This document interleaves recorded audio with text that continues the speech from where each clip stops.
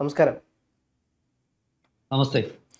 ക്രോക്കോച്ച് Janata party Abhijith Deep K രൂപീകരിച്ച ഒരു party എന്ന് പറയുന്നില്ല, ഒരു ഓർഗനൈസേഷൻ ബി ജെ പിയെ പോലും എന്താ പറയുക, ദേശീയ പാർട്ടികളെ പോലും അമ്പരപ്പിച്ചുകൊണ്ട് സോഷ്യൽ മീഡിയയിൽ വലിയ തരത്തിലുള്ള ഫോളോവേഴ്സിനെ വെറും അഞ്ച് ദിവസം കൊണ്ട് എന്താ പറയുക 1885 രൂപീകരിച്ച കോൺഗ്രസിനെ പോലും മറികടന്ന ഇത്തരത്തിൽ വലിയൊരു ഒരു മൂവ്മെൻ്റായി മാറുന്നു. അപ്പോൾ പലതരത്തിലുള്ള ആക്ഷേപങ്ങൾ വന്നായിരുന്നു. പക്ഷേ ഇതിൽ ഏറ്റവും വലിയ പ്രധാനപ്പെട്ട ഒരു കാര്യം, അവർ സോഷ്യൽ മീഡിയയിലെ ക്യാമ്പയിനിങ്ങും അതിലെ ജോയിനിങ്ങും ആൾക്കാരുടെയൊക്കെ വലിയ തരത്തിലുള്ള ജോയിനിങ് എല്ലാം കാര്യങ്ങളുണ്ട്. പക്ഷേ അത് രംഗത്തോട്ട് ഇറങ്ങുമ്പോൾ, ഗ്രൗണ്ടിലോട്ട് ഇറങ്ങുമ്പം അത്ര സപ്പോർട്ടായിട്ട് കാണുന്നില്ല. ഇപ്പോൾ നമ്മൾ ഡൽഹിയിലെ സാധനം കണ്ടത് അവർ വിചാരിച്ചത്ര പോലെ, അല്ലെങ്കിൽ ഞാനടക്കം വിചാരിച്ചിരുന്നത് ഡൽഹി സ്തംഭിച്ചു പോകും, കർഷക സമരം എങ്ങനെയായിരുന്നു അതേപോലെ ആയിരിക്കും ഡൽഹിയിലെ അവസ്ഥ എന്നുള്ള തരത്തിലായിരുന്നു ഞാൻ വിചാരിച്ചായിരുന്നത്. പക്ഷേ ജന്തർ മന്ദിറിൽ മാത്രം ഒതുങ്ങി നിന്നൊരു പരിപാടിയാണെങ്കിൽ പോലും ആ തരത്തിലുള്ള ഒരു ആൾക്കാരുടെ കണ്ടായിരുന്നില്ല. എന്തുകൊണ്ടായിരിക്കാം അത്തരത്തിലുള്ള ഒരു ആൾക്കാരെ അവിടെ മൊബിലൈസ് ചെയ്യാൻ അഭിജിത്ത് ദീപ് പറ്റാതിരുന്നത്? മലയാളത്തിൽ ഒരു ചൊല്ലുണ്ട്, ഏട്ടിലെ പശു പുല്ല് തിന്നത്തില്ലെന്ന്.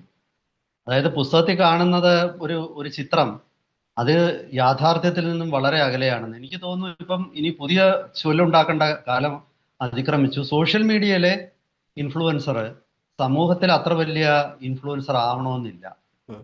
ഇതിനകത്തില് അവർ ഉയർത്തിയ വിഷയങ്ങൾ വളരെ പ്രസക്തമായ വിഷയങ്ങളാണ്.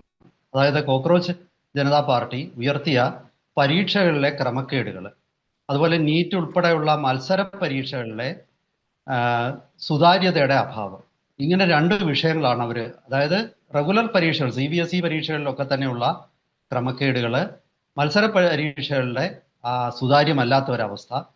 അതായത് മൊത്തത്തിൽ പരീക്ഷകൾ വിദ്യാർത്ഥികളുടെ ഭാവിയെ നിർണയിക്കുന്ന, ഒരു ജീവിതത്തിന് തന്നെ അടിസ്ഥാന ശിലയിടുന്ന പരീക്ഷകളെ വേണ്ടത്ര ഗൗരവത്തോടെ കേന്ദ്ര സർക്കാർ കാണുന്നില്ലെന്നും വിദ്യാഭ്യാസ മന്ത്രി ആ പരീക്ഷാ നടത്തിപ്പിൽ ധർമ്മേന്ദ്ര പ്രധാൻ എന്ന കേന്ദ്ര വിദ്യാഭ്യാസ മന്ത്രി പരാജയപ്പെട്ടെന്നും അദ്ദേഹം രാജിവെക്കണമെന്നുമാണ് അവർ ഉന്നയിച്ച ആവശ്യം വളരെ കൃത്യമാണ്. പക്ഷെ അത് അവർക്ക് സമരം നടത്താനുള്ള ആശയമോ പരിചയമോ അതിനുള്ള നേതൃപാടവമോ അവർക്കില്ല എന്നുള്ളതാണ് ഞാൻ മനസ്സിലാക്കുന്നത്. അടുത്ത ഒരു വിഷയം, അതിലേക്ക് നമുക്ക് വരുന്ന, മൊത്തത്തിൽ ഈ സമരത്തിന്റെ ഉദ്ദേശിച്ച വിജയത്തിലേക്ക് സമരം എത്താതിരിക്കുന്നതിന്റെ കാരണങ്ങളെ കുറിച്ച് ഞാൻ പറയാം. അതായത് പിന്നെ അഭിജിത്ത് ദീപ് കെയോ അല്ലെങ്കിൽ അതിന്റെ അടുത്ത നേതാവായ സൗരവ് ദാസോ ഒന്നും കരുതുന്നത് പോലെ അത്ര തുമ്മിയാൽ തെറിക്കുന്ന മൂക്കല്ല ബി ജെ പി എന്ന പ്രസ്ഥാനം അതിന്റെ വളർച്ചയുടെ ഒരു പരമോന്നതിയിലേക്ക് നീങ്ങിക്കൊണ്ടിരിക്കുന്ന ഒരവസ്ഥയാണ്. ഇപ്പൊ ബംഗാളിൽ BJP വിജയിച്ചു നിൽക്കുന്ന ഒരവസ്ഥ. ഡൽഹിയിലെ പല സമരങ്ങളിലും ബംഗാളി ബുദ്ധിജീവികളുണ്ട്. അവർ വലിയൊരു സാന്നിധ്യം അല്ലെങ്കിലും അവരുടെ ഒരു പിന്തുണയുണ്ട്. ഇപ്പൊ ബംഗാളിലെ ബുദ്ധിജീവികളടക്കം BJPയുടെ ഭാഗത്താണ്. ഭദ്രലോക് എന്ന് പറയുന്ന ഒരു ബുദ്ധിജീവി വർഗവും. അപ്പൊ അവരുൾപ്പെടെ അവർ BJPയുടെ ഒപ്പമാണ്. പിന്നെ BJP വെറും ഒരു CPM പോലോ അല്ലെങ്കിൽ മറ്റു ഏതെങ്കിലും രാഷ്ട്രീയ പാർട്ടി പോലെ വെറും ഒരു രാഷ്ട്രീയ പാർട്ടിയല്ല. BJP അതിന് പിന്നെ രണ്ട് വിഷയങ്ങളിൽ അവർ ഊന്നൽ കൊടുക്കുന്നത്, ഒന്ന് ദേശീയത, ഒന്ന് മതം അല്ലെങ്കിൽ സാംസ്കാരികത. അപ്പൊ ഈ വിഷയങ്ങളിൽ അടിസ്ഥാനമുള്ള ഒരു പാർട്ടിയെ അത്ര എളുപ്പമല്ല.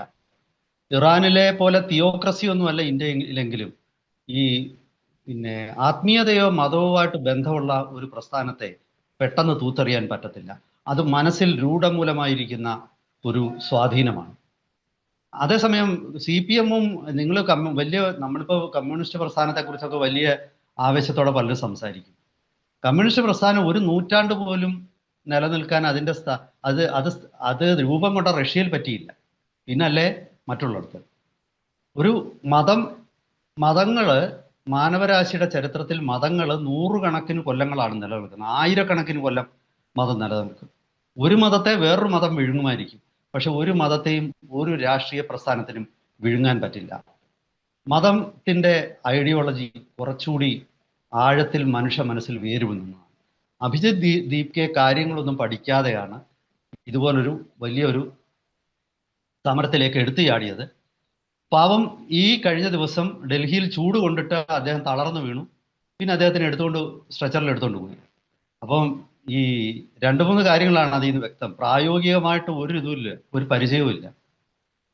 എയർ കണ്ടീഷൻ റൂമുകളിൽ ഇരുന്ന് സോഷ്യൽ മീഡിയയിൽ എഴുതുന്നത് പോലെ അല്ല സമരം നടത്തുന്നത്.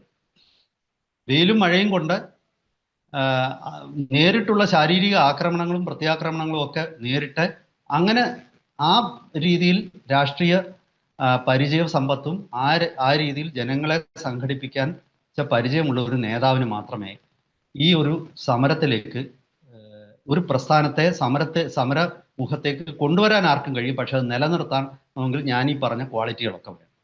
ഇന്ത്യയിൽ ഏറ്റവും വലിയ സമരങ്ങൾ നയിച്ച ആള് സാക്ഷാൽ മഹാത്മാഗാന്ധി. ആ ഗാന്ധി സമരം തുടങ്ങുമ്പോൾ അദ്ദേഹത്തിന് വ്യക്തമായ ഒരു അജണ്ട ഉണ്ടാവും, വ്യക്തമായിട്ട് അദ്ദേഹത്തിന് ഒരു വോളണ്ടിയർ ഫോഴ്സ് ഉണ്ടാവും, എപ്പോൾ സമരം തുടങ്ങണം എന്നതുപോലെ തന്നെ എപ്പോൾ സമരം അവസാനിപ്പിക്കണമെന്നും ഗാന്ധിജിക്ക് കൃത്യമായ ബോധ്യമുണ്ടായിരുന്നു. സമരത്തിന് മുമ്പ് അദ്ദേഹം അഖിലേന്ത്യാ പര്യടനം നടത്തി ഈ സമരത്തിന് അനുകൂലമായ ഒരു രാഷ്ട്രീയ കാലാവസ്ഥയും സൃഷ്ടിക്കുമായിരുന്നു. അതൊന്നും ചെയ്യാതെ എനിക്ക് അത്ഭുതം തോന്നുന്നു, വിദേശത്ത് ജീവിക്കുന്ന ഒരു വ്യക്തി സോഷ്യൽ മീഡിയയിൽ കുറെ ഫോളോവേഴ്സ്, നമുക്കറിയാം ഈ സോഷ്യൽ മീഡിയ മാർക്കറ്റിംഗ് ആൾക്കാരുണ്ട്, അവരിങ്ങോട്ട് വന്നിട്ട് നമുക്ക് ലക്ഷമല്ല കോടി വേണമെങ്കിലും ഫോളോവേഴ്സിനെ തരും. പക്ഷേ അത് കണ്ടിട്ട് നമ്മൾ വേഗത്തിൽ നേരെ പ്ലെയിൻ കയറി ഇന്ത്യയിലേക്ക് വരുമ്പോൾ തന്നെ സ്വീകരിക്കാൻ ലക്ഷക്കണക്കിന് ആൾക്കാർ എയർപോർട്ടിലും വഴിയിലും ഒക്കെ ഇങ്ങനെ കാത്തു നിൽക്കും, പതാകകളും ഒക്കെ വീശി എന്ന് ഒരാൾ ചിന്തിച്ചിട്ടുണ്ടെങ്കിൽ അഭിജിത്ത് ദീപ്കയുടെ പരാജയം അവിടെ തുടങ്ങിയെന്ന് ഞാൻ പറയും. പിന്നെ മറ്റൊരു ഘടകവും കൂടിയുണ്ട്. പ്രതിപക്ഷ പാർട്ടികൾ, ഇടതുപക്ഷ പാർട്ടികൾ വെച്ച് കോൺഗ്രസ് ഒന്നും അങ്ങനെ സപ്പോർട്ട് കൊടുക്കുന്നില്ല. കോൺഗ്രസിന് പേടിയുണ്ട്. കാരണം ഇത്തരം ഒരു പുതിയ പ്രസ്ഥാനം ആ കോൺഗ്രസിന്റെ സ്പേസ് ആയിരിക്കും തട്ടിയെടുക്കുന്നത്. പ്രതിപക്ഷത്തുള്ള പാർട്ടികളുടെ ഇടം ഇവർ തട്ടിയെടുക്കും. അങ്ങനെയാണല്ലോ അണ്ണാ ഹസാരെയുടെ നേതൃത്വത്തിലുള്ള സമരം വന്നു. ആ സമരം വന്നതിന് ശേഷം കോൺഗ്രസിനാണ് നഷ്ടം വന്നത്. ഡൽഹിയിൽ കോൺഗ്രസ് പിന്തള്ളപ്പെട്ടു, പഞ്ചാബ് കോൺഗ്രസിന്റെ കയ്യിൽ നിന്ന് പോയി. ഈ ആം ആദ്മി പാർട്ടി വളർന്നിടത്ത് കോൺഗ്രസ് ആണ് തളർന്നത്. ഈ ഒരു അനുഭവം കോൺഗ്രസിന്റെ മുന്നിലുള്ളതുകൊണ്ട് അങ്ങനെ വെറുതെ അങ്ങ് കണ്ണുമടച്ച് പിന്തുണ കൊടുക്കാൻ കോൺഗ്രസ് ഇനി തയ്യാറാവുമെന്ന് എനിക്ക് തോന്നുന്നില്ല. ഇത്തരം രാഷ്ട്രീയ യാഥാർത്ഥ്യങ്ങളൊക്കെ കണക്കിലെടുത്ത് ഈ രാഷ്ട്രീയ പാർട്ടികളുമൊക്കെ ആയിട്ട് ചർച്ച നടത്തി കൃത്യമായിട്ട് ഒരു തയ്യാറെടുപ്പോടെ അല്ല അഭിജിത്ത് ദീപ്കയോ സൗരവ് ദാസോ ഒന്നും വന്ന. അവര് വിചാരിക്കുന്നത് പിന്നെ ശ്രീലങ്കയിൽ ഇങ്ങനെ നടന്നു, നേപ്പാളിൽ അങ്ങനെ നടന്നു, ബംഗ്ലാദേശിൽ ജൻസി പ്രക്ഷോഭം. നേപ്പാളും ബംഗ്ലാദേശും ശ്രീലങ്കയും ഒന്നുമല്ല ഇന്ത്യയാണ്. ഇന്ത്യയുടെ ഒരു സംസ്ഥാനത്തിന്റെ അത്ര പോലും വലിപ്പവും ഇല്ലാത്ത രാജ്യങ്ങളാണ് ഇതൊക്കെ. ഇന്ത്യ അത്തരം രാജ്യമാക്കി എടുക്കാൻ പാടില്ല. അമേരിക്കയിലെ തിങ്ക് ടാങ്കുകൾ ചിന്തിക്കുന്ന രീതിയിൽ ഇന്ത്യയിലെ കാര്യങ്ങൾ നടക്കത്തില്ല. ഇറാനിൽ അവർ ചിന്തിച്ചത് നടന്നില്ലല്ലോ. ഇറാനിൽ ജനകീയ പ്രക്ഷോഭം ഇളക്കി വിട്ടു. പക്ഷെ ഇറാനിലെ ഇപ്പൊ ആ പ്രക്ഷോഭം എവിടെ പോയി? CNN അതിനെക്കുറിച്ച് റിപ്പോർട്ട് ചെയ്യുന്നില്ല, ഫോക്സ് ന്യൂസ് റിപ്പോർട്ട് ചെയ്യുന്നില്ല, സ്കൈ ന്യൂസോ BBC-യോ റോയിട്ടേഴ്സോ ഒന്നും അവിടുത്തെ പിന്നെ ഹിജാബ് വിരുദ്ധ പ്രക്ഷോഭങ്ങളെ കുറിച്ച് ഒന്നും മിണ്ടുന്നില്ല. എവിടെ പോയി പ്രക്ഷോഭകര്? അതും ഏട്ടിലെ പശുക്കൾ തന്നെ ആയിരുന്നോ എന്ന് ഞാനിപ്പോൾ സംശയിക്കുന്നു. അപ്പൊ ചുരുക്കി പറഞ്ഞാൽ ഈ സമരങ്ങളെ കുറിച്ചുള്ള ഒരു പാശ്ചാത്യ അല്ലെങ്കിൽ അമേരിക്കൻ സ്റ്റാൻഫോർഡിന്റെ ഒക്കെ ഹാർവർഡിന്റെയോ സ്റ്റാൻഫോർഡിന്റെയോ ഒരു വിലയിരുത്തലല്ല യാഥാർത്ഥ്യം. അത് വേണമെങ്കിൽ ചെറിയ ചില സ്ഥലങ്ങളിൽ സാമ്പത്തികമായിട്ട് വലിയ കരുത്തൊന്നും ഇല്ലാത്ത അങ്ങനെയുള്ള അല്ലെങ്കിൽ ആശയപരമായിട്ട് ഇളകി നിൽക്കുന്ന ആടി നിൽക്കുന്ന സർക്കാരുള്ള സ്ഥലത്ത് മുന്തിനൊപ്പം ഒരു തള്ളുകൂടി കൊടുത്താൽ ചിലപ്പോൾ ആ സർക്കാർ അങ്ങ് വീഴും. അതുപോലെയല്ല മറ്റ് വലിയ രാജ്യങ്ങളിൽ. അതാണ് ആദ്യത്തെ പാഠം. ഇനി നമുക്ക് ഇതിന് കുറച്ചുകൂടെ ഒന്ന് വിശദമായിട്ട് ഇത് പരിശോധിക്കാം. ഇപ്പോ ജന്തർ മന്ദറിലാണ് ഈ സമരം നടക്കുന്നത്. ഒരു 5000 പേരുണ്ടെങ്കിൽ പിന്നെ ജന്തർ മന്ദർ ഫവസിനെ അറിയാവുന്ന സ്ഥലം തന്നെയാണ്. അത്ര വലിയ വിശാലമായ ഒരു സ്ഥലമൊന്നുമല്ല. അവിടെ അത്ര വലിയ സ്പേസും ഇല്ല. ആ ജന്തർ മന്ദറില് ഒരു 5000 ആള് തന്നെ ഉണ്ടെങ്കിൽ അത് അത്യാവശ്യം വലിയ ആൾക്കൂട്ടം. 2000 പേരുണ്ടെങ്കിൽ മോശമല്ലാത്ത ഒരു ആൾക്കൂട്ടമാവും. അപ്പോൾ ഇങ്ങനെയൊക്കെയുള്ള ഒരു സ്ഥലത്ത് ഒരു സമരം തുടങ്ങിയിട്ട് ആ സമരത്തിന് വേണ്ട രീതിയിൽ രണ്ടാമത്തെ ദിവസം തന്നെ അതിന് വേണ്ട രീതിയിൽ ഒരു ആൾക്കൂട്ടത്തെ പ്രതീതി സൃഷ്ടിക്കാൻ കഴിഞ്ഞില്ലെങ്കിൽ ഇനി ഈ സമരം ഈ രീതിയിൽ മുന്നോട്ട് പോയിട്ട് കാര്യമില്ലെന്ന് ഞാൻ പറയും. ഞാൻ ആദ്യമേ പറഞ്ഞു, നമുക്ക് ഗാന്ധിജിയുടെ ഉദാഹരണത്തിൽ നിന്ന് തന്നെ തുടങ്ങാം. സമരം തുടങ്ങുന്നതിന് മുമ്പ് മഹാത്മാഗാന്ധി, അത് നിസ്സഹകരണ പ്രസ്ഥാനം തൊട്ട് അങ്ങനെ ആയിരുന്നു അദ്ദേഹം. നിസ്സഹകരണ പ്രസ്ഥാനം, സിവിൽ ഡിസൊബീഡിയൻസ്, ക്വിറ്റ് ഇന്ത്യ, ഈ 3 അതിഗംഭീര മഹത്തായ സമരങ്ങൾ ഇന്ത്യയിൽ നടത്തിയ വ്യക്തിയാണ് മഹാത്മാഗാന്ധി. ആ സമരങ്ങളുടെ ഒക്കെ തന്നെ അദ്ദേഹത്തിന് പോലും സമരങ്ങളിലൊന്നും പൂർണ്ണമായിട്ട് വിജയിക്കാൻ പറ്റിയില്ല. പക്ഷെ ആ സമരം വലിയ കോളിളക്കങ്ങൾ സൃഷ്ടിക്കുകയും ബ്രിട്ടീഷുകാരെ ഒടുവിൽ ഇന്ത്യയിൽ നിന്ന് പുറത്തേക്ക് പോകാൻ പ്രേരിപ്പിക്കുന്ന ഒരു വലിയ ഘടകമായി. ഇപ്പൊ ക്വിറ്റ് ഇന്ത്യ സമരം മാത്രമല്ല, ബ്രിട്ടീഷുകാരെ ഇന്ത്യ വിട്ടുപോയതിന് ഒരുപാട് കാരണങ്ങളുണ്ടാവാം. പക്ഷെ എങ്കിലും ഗാന്ധിജിയുടെ ഈ സമരങ്ങൾ, ഞാൻ പറഞ്ഞ പോലെ, ഒരു ബ്രിട്ടീഷുകാർക്ക് നാട്ടിൽ നിലനിൽക്കാൻ പറ്റാത്ത ഒരു രാഷ്ട്രീയ കാലാവസ്ഥയും സാമൂഹിക അന്തരീക്ഷവും സൃഷ്ടിച്ചു. ഗാന്ധിജി ഓരോ സമരം തുടങ്ങുന്നതിന് മുമ്പ് അഖിലേന്ത്യാ പര്യടനം നടത്തുമായിരുന്നു. അദ്ദേഹം സെക്കൻഡ് ക്ലാസ് ട്രെയിനിൽ വന്ന് അങ്ങ് കന്യാകുമാരി തൊട്ട് കേരളം തൊട്ട് വടക്കേ ഇന്ത്യ വരെ, അല്ലെങ്കിൽ വടക്ക് പടിഞ്ഞാറൻ ഇന്ത്യ വരെ പോകുമായിരുന്നു. അന്നത്തെ കാലത്ത് പെഷവാർ ഉൾപ്പെടെയുള്ള സ്ഥലങ്ങൾ ഇന്ത്യയുടെ ഭാഗമാണ്. അപ്പോൾ അവിടെ വരെ അദ്ദേഹം പോകുമായിരുന്നു. അദ്ദേഹത്തിന് കൃത്യമായ ഒരു വോളണ്ടിയർ ഫോഴ്സ് ഉണ്ടായിരുന്നു. പല സ്ഥലങ്ങളിലും അദ്ദേഹത്തിന് കോൺഗ്രസ് സേവാദൾ എന്ന ഒരു സംഘടന അദ്ദേഹം ഈ സമരങ്ങൾക്ക് വേണ്ടി രൂപീകരിച്ച സംഘടനയാണ്.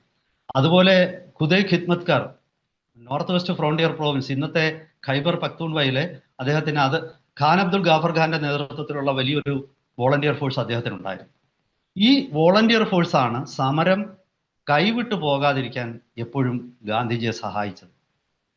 ഈ നിസ്സഹകരണ പ്രസ്ഥാനത്തിന്റെ ഇടയ്ക്ക് ചൗരി ചൗരയിൽ പോലീസ് സ്റ്റേഷൻ കത്തിക്കുക ഉൾപ്പെടെയുള്ള വയലൻസിലേക്ക്, അക്രമത്തിലേക്ക് സമരം വഴുതി വീണപ്പോൾ മഹാത്മാഗാന്ധി സമരം പിൻവലിച്ചു. സമരം ഒരു ചുവട് മുന്നോട്ട് വെക്കാൻ, 2 ചുവട് മുന്നോട്ട് വെക്കുമ്പോൾ ഒരു ചുവട് പിന്നോട്ട് വെക്കേണ്ടി വന്നാൽ പിന്നോട്ട് വെക്കാനും മഹാത്മജിക്ക് അറിയാമായിരുന്നു. എന്നാലും നേതൃത്വം തന്റെ കയ്യിൽ നിന്ന് പോകരുതെന്ന് അദ്ദേഹത്തിന് നിർബന്ധമുണ്ടായിരുന്നു. നമ്മൾ വിചാരിക്കും ഇത് സ്വാർത്ഥതയാണ്. അതിൽ സ്വാർത്ഥത ഉണ്ടായിരിക്കാം, പക്ഷേ എങ്കിലും സ്വാർത്ഥത മാത്രമാണെന്ന് ഞാൻ കരുതുന്നില്ല.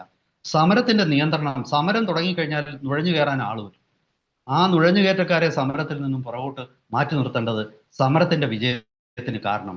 ഇപ്പോൾ ഒരേ ഒരു ലക്ഷ്യത്തിന് സമരം തുടങ്ങുമ്പോൾ ആ സമരത്തിലേക്ക് കാശ്മീരും അല്ലെങ്കിൽ മറ്റു വിഷയങ്ങളും ഒക്കെ ആ സമരത്തിലേക്ക് കൊണ്ടുവന്ന് ഇത് മോദി സർക്കാരിനെ താഴെയിടാനുള്ള സമരമാണ് എന്ന് വന്നാൽ ഈ സമരത്തിനെ പിന്തുണയ്ക്കുന്ന ഒരു വിഭാഗം പെട്ടെന്ന് പിന്മാറും. ഇത് അഭിജിത് ദീപ്കെ മനസ്സിലാക്കേണ്ട ഒരു കാര്യം. ചിലപ്പം ഞാൻ പറയുന്നതിനോട് വിയോജിക്കുന്ന ആൾക്കാരുണ്ടായിരിക്കാം, മോദിയെ ഈ ഒരു അവസരം ഉപയോഗിച്ച് വലിച്ചു താഴെയിടണം എന്ന് ചിന്തിക്കുന്നവരുണ്ടായിരിക്കാം. പക്ഷേ ഞാൻ പറഞ്ഞല്ലോ, അധിഷ്ഠിതമായിട്ട് ഈ സമരത്തെ പിന്തുണയ്ക്കുന്നവർ അതോടുകൂടി പുറകോട്ടു. ഞാൻ പറഞ്ഞത് BJP-യുടെ ശക്തിയെ കുറച്ച് കാണുകയും പിന്നെ ഒന്ന് നുഴഞ്ഞു കയറി വന്ന് ഇതിനെ അങ്ങ് അട്ടിമറിക്കാമെന്ന് ആരെങ്കിലും ധരിച്ചാൽ അത് മണ്ടത്തരം. അങ്ങനെയൊന്നും അതിനെ തകർക്കാൻ പറ്റില്ല. തകർക്കണമെങ്കിൽ കൃത്യമായ ജനകീയ നിലപാടുകളിലൂടെ എല്ലാ സമുദായങ്ങളെയും ബാധിക്കുന്ന നിലപാടുകൾ എടുത്ത് സമരം ചെയ്ത് അതിലൂടെ സർക്കാരിനെ താഴെയിടാൻ നോക്കാം. പക്ഷെ അവരും പ്രതിരോധിക്കും. ഇപ്പൊ ഞാൻ പറഞ്ഞു വന്നത് എന്തെല്ലാം കാര്യങ്ങൾ ആലോചിക്കണം ഒരു സമരം തുടങ്ങണമെങ്കിൽ. അത്രയ്ക്കുള്ള ഒരു ആലോചനയോ അത്രയ്ക്കുള്ള ഒരു തയ്യാറെടുപ്പോ അങ്ങനെയുള്ള ഒരു വോളണ്ടിയർ ഫോഴ്സോ, അതായത് അച്ചടക്കമോ ഒന്നുമില്ലാതെ ഞാൻ രാവിലെ ഇങ്ങോട്ട് എഴുന്നേറ്റ് മുഖം കഴുകി ഞാൻ രാവിലെ പിന്നെ ജന്തർ മന്ദറിലോട്ട് വന്നു കഴിഞ്ഞാൽ അവിടെ ലക്ഷങ്ങൾ എൻ്റെ പിറകെ വരും എന്ന് ഞാൻ കരുതുന്നുണ്ടെങ്കിൽ അതുപോലെ മൗഢ്യം വേറെയില്ല.